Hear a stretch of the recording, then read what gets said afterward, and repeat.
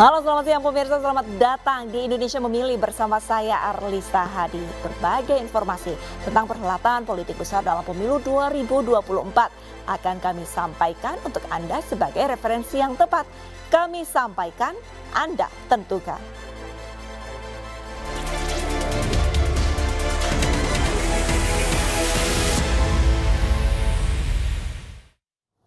Calon Presiden nomor urut 3 Ganjar Pranowo berkampanye di kota Pontianak, Kalimantan Barat. Ganjar berdialog dengan pemilih muda di Pontianak Convention Center. Kehadiran calon Presiden nomor urut 1 Ganjar Pranowo disambut meriah oleh ratusan mahasiswa dan anak muda.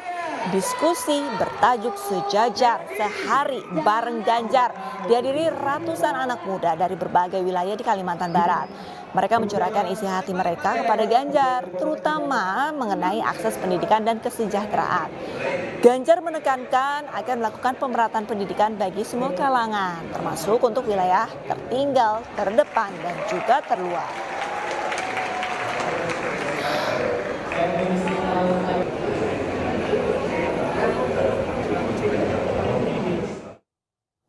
Sebelumnya pemirsa, calon Presiden Ganjar Pranowo ini berdialog dengan Gen Z dan milenial di Kota Malang.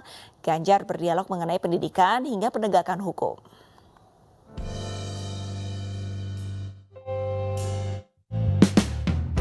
Ngobrol santai Ganjar Pranowo bersama Gen Z dan milenial digelar di sebuah kafe di Jalan Kahuripan, Kota Malang, Jawa Timur pada Selasa malam. Ratusan milenial dan Gen Z antusias untuk berdialog dengan calon presiden nomor urut 3 tersebut untuk membahas mengenai berbagai isu, mulai dari pendidikan, ketahanan pangan hingga penegakan hukum. Anak muda Kota Malang tersebut juga menyampaikan berbagai masukan, keluh kesah dan mengkritisi kebijakan pemerintah. Iya, saya dengarkan suara mereka, ternyata mereka anak-anak yang kritis. Satu, dia berharap penegakan hukum dan reforma agraria berjalan karena dia peduli pada kondisi pangan nasional. Lalu yang kedua, lagi-lagi anak muda sangat peduli sama pendidikan. Maka saya ceritakan tadi bagaimana membangun pendidikan yang setara. Maka itu kelompok perempuan, penyandang disabilitas, dan kepedulian ini menurut saya sesuatu yang bagus.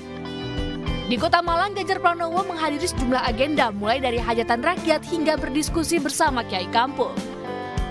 Dari Malang, Jawa Timur, Denny Irwansyah, iNews melaporkan.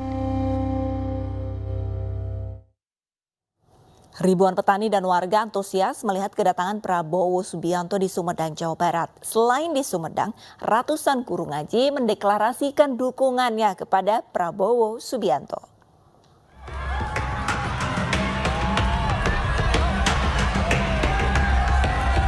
Ribuan warga dan petani antusias menyambut kedatangan calon presiden nomor urut 2 Prabowo Subianto di Sumedang, Jawa Barat. Kedatangan Prabowo ke Sumedang menghadiri kegiatan pembinaan penyuluhan pertanian dan petani serta food estate partisipatif di lapangan pusat pemerintahan Sumedang, Jawa Barat. Prabowo yang mendapat dukungan dari para petani ini mendukung terciptanya swasembada pangan di Indonesia. Selain dari para petani, dukungan kepada Prabowo Subianto juga datang dari ratusan guru ngaji yang berada di Surakarta, Jawa Tengah. Ratusan guru ngaji berkumpul dan mendeklarasikan diri mendukung Prabowo yang turut dihadiri relawan Pandawa 5 di Gedung Tirtona di Hall Surakarta. Guru-guru ngaji se-Surakarta telah mendeklarasikan dukungannya ke Pak Prabowo dan Mas Gibran Rakabumi. Insya Allah Pak Prabowo Gibran akan menang 1 kali putaran. Di Bulungan, Jakarta Selatan, Kongres Kaum Muda Indonesia menggelar pertemuan yang dihadiri Menteri Investasi Bahlil Lahadalia. Para kaum muda ini berkumpul untuk mensukseskan Pilpres 2024. Anak muda semua sudah solid mendukung pasangan Prabowo Gibran, maka insya Allah tanggal 14 Februari ada presiden baru dan wakil presiden baru yang namanya Prabowo Subianto dan Gibran Rakabumi Raka. Kontribusi suara anak muda dinilai sangat mempengaruhi kemenangan pasangan Prabowo Gibran di Pilpres 14 Februari 2024 mendatang. Dari Sumedang, Surakarta, dan Jakarta, tim liputan iNews melaporkan. Seniman dangdut sekota Surabaya dan Sidoarjo, Jawa Timur mendeklarasikan diri mendukung Partai Perindo dan caleg DPR RI Dapil Jatim 1 Angela Tanusudibio pada pemilu 2024 mendatang. Partai Perindo dinilai bebas korupsi dan memiliki komitmen tinggi dalam mensejahterakan masyarakat Indonesia.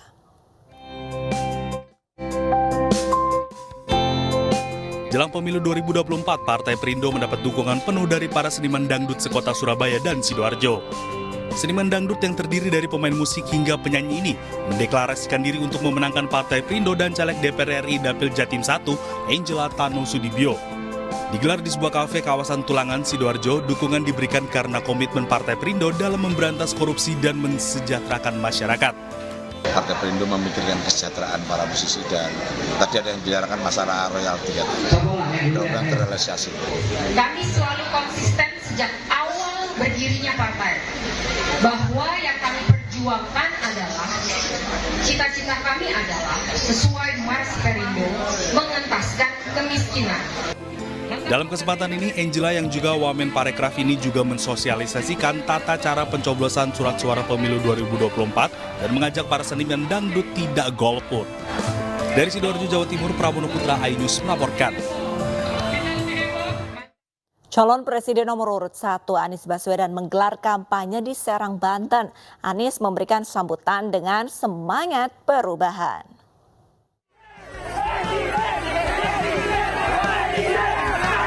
Calon Presiden nomor urut 1 Anies Baswedan menggelar kampanye di lapangan Saung Dahar, Sindang Sari, Pabuaran, Serang, Banten.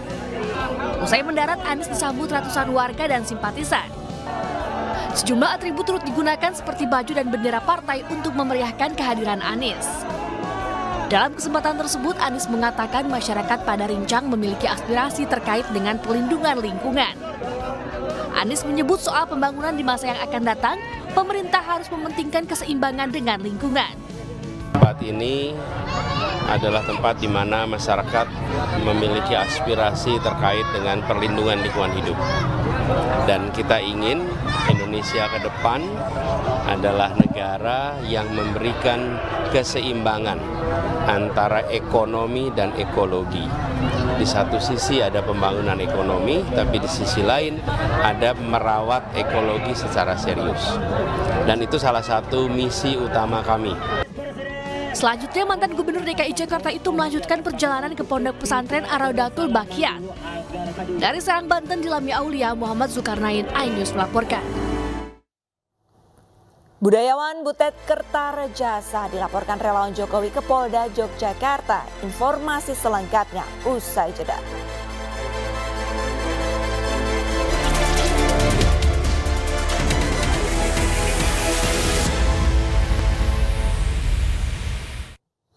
Budayawan Butet Kertarejasa dilaporkan oleh relawan Jokowi ke Polda Yogyakarta atas tuduhan dugaan menghina Presiden Joko Widodo. Butet dituduh melakukan ujaran kebencian, pencemaran nama baik, dan juga perbuatan tidak menyenangkan saat berkampanye untuk Capres-Cawapres Ganjar Mahfud. Mas Ganjar datang, lalu ada yang ngintili. Hari ini Mas Ganjar akan datang menemui kita. Kemarin sudah ada yang ngintili. Seniman Butet Kertarejasa dilaporkan ke Polda Yogyakarta atas tuduhan dugaan menghina Presiden Joko Widodo. Pelapor mengaku sebagai relawan Projo Yogyakarta, arus bawah Jokowi dan sedulur Jokowi. Mereka mendatangi kantor Polda Yogyakarta Selasa siang. Butet dianggap menghina Presiden Jokowi saat ikut serta berkampanye untuk Capres nomor urut 3 Ganjar Pranowo di alun-alun Wates, Kulon Progo pada 28 Januari lalu. Budayawan Butet diduga melakukan ujaran kebencian, pencemaran nama baik, dan perbuatan tak menyenangkan. Beliau sepertinya juga putus asa, sehingga tindakan yang dilakukan juga ngawur dan lebih buta gitu, dengan melakukan penghinaan dan sebagainya yang harusnya ketika kampanye politik itu menjelaskan program-program dari Mas Ganjar dan Mahfud, malah beliau memanfaatkan kegiatan kampanye untuk melakukan penghinaan terhadap Bapak Jokowi gitu. Sementara itu, tim kampanye daerah Prabowo Gibran mengaku pihaknya masih mengumpulkan sejumlah bukti laporan. Ini alat buktinya lagi kita kumpulkan ya, karena alat buktinya itu pertama memang ada pada saat kampanye ada saksi yang menyaksikan langsung terkait dengan orasi dari beliau, dari Bapak yang terhormat Pak Butet gitu. Terus yang kedua ada rekamannya juga sebagai bentuk bukti. Pada saat kampanye untuk Ganjar Mahfud, Butet menyampaikan kritik terhadap Jokowi. Kritik itu berisi kunjungan kerja Jokowi yang kerap membuntuti Ganjar, menyinggung revolusi mental hingga aksi bagi-bagi bansos. Dari Sleman, Yogyakarta, Heru Trijoko, iNews melaporkan. Juru bicara Capres-Cawapres nomor urut 3 Ganjar Pranowo Mahfud MD Aiman Wicaksono mendatangi Kompolnas. Kedatangan Aiman didampingi tim kuasa hukum untuk melaporkan kasus penyitaan telepon genggam milik Aiman yang dilakukan penyidik Polda Metro Jaya.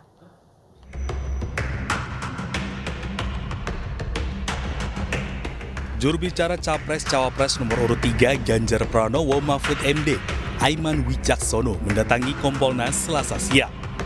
Kedatangan Aiman didampingi tim kuasa hukum untuk melaporkan kasus penyitaan telepon genggam milik Aiman yang dilakukan penyidik Polda Metro Jaya.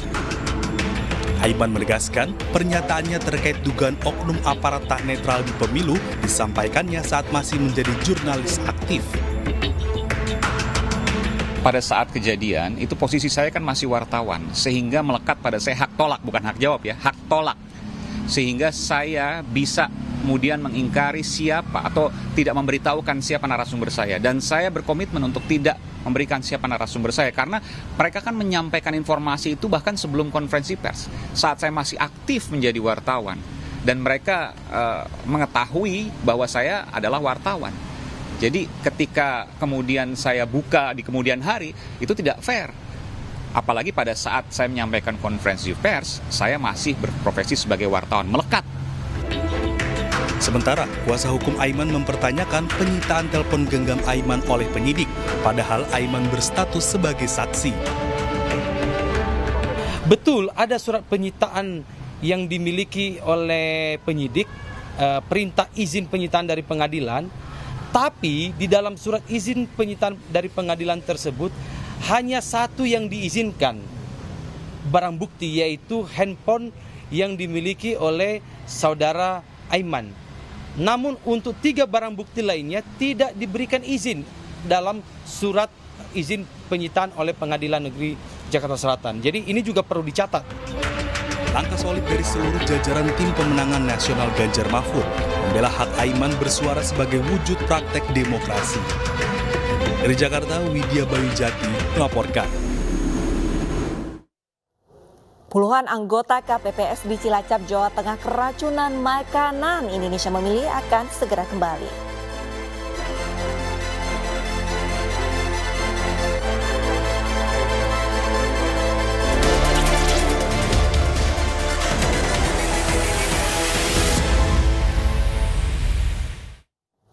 KPU telah menetapkan jadwal kampanye metode rapat umum atau kampanye akbar bagi ketiga calon presiden dan wakil presiden.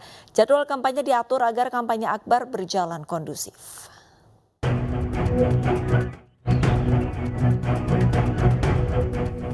Komisi Pemilihan Umum telah menyusun jadwal kampanye akbar bagi setiap pasangan calon presiden dan wakil presiden dalam pemilu 2024. Berdasarkan keputusan KPU nomor 78 tahun 2024, kampanye rapat umum atau akbar disusun berdasarkan skema yang telah disepakati oleh ketiga tim pasangan calon presiden dan wakil presiden serta partai politik. Berdasarkan jadwal kampanye, pasangan Anies Baswedan dan Muhaimin Iskandar akan menggelar kampanye akbar pada 8 Februari di Jawa Barat, 9 Februari di Sidoarjo, Jawa Timur, dan 10 Februari di Jakarta International Stadium atau JIS. Sementara pasangan nomor urut 2 Prabowo Subianto dan Gibran Rakabuming Raka akan menggelar kampanye akbar pada 8 Februari di Jawa Tengah, 9 Februari di Surabaya, Jawa Timur, dan 10 Februari di Gelora Bung Karno, Jakarta. Sementara pasangan calon presiden nomor urut 3 Ganjar Pranowo dan Mahfud MD akan mengikuti kampanye akbar pada 8 Februari di Jawa Timur, 9 Februari di DKI Jakarta, serta 10 Februari di Jawa Tengah. Pihak Komisi Pemilihan Umum juga telah mengatur ketentuan kampanye akbar bagi calon presiden dan wakil presiden. Aturan tersebut meliputi: yang pertama, digelar di tempat terbuka dengan memperhatikan daya tampung. Kedua, waktu kampanye mulai pukul 9 hingga 18.00 waktu setempat. Ketiga, menghormati hari dan waktu ibadah di daerah setempat, memasang alat peraga kampanye sesuai ketentuan dan peraturan. Jika melakukan konvoi, dilarang melanggar aturan lalu lintas. Tim Liputan, iNews melaporkan. Puluhan anggota kelompok penyelenggara pemungutan suara atau KPPS diduga keracunan makanan usai mengikuti bimbingan teknis di Kabupaten Cilacap, Jawa Tengah. Dan pemirsa, informasi ini sekaligus menutup jumpa kita di Indonesia Memilih. Jangan lupa tanggal 14 Februari 2024 sama-sama kita sukseskan pemilihan umum untuk Indonesia yang lebih baik. Saya Arlista Hadi pamit undur diri. Terima kasih dan sampai jumpa.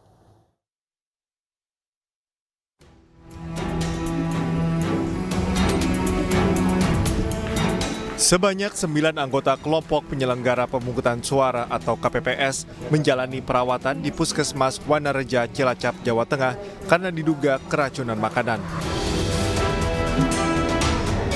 Anggota KPPS yang berasal dari Desa Majingklak, Wanareja ini mendatangi Puskesmas sejak Senin pagi hingga malam karena mengeluhkan mual, pusing, dan diare.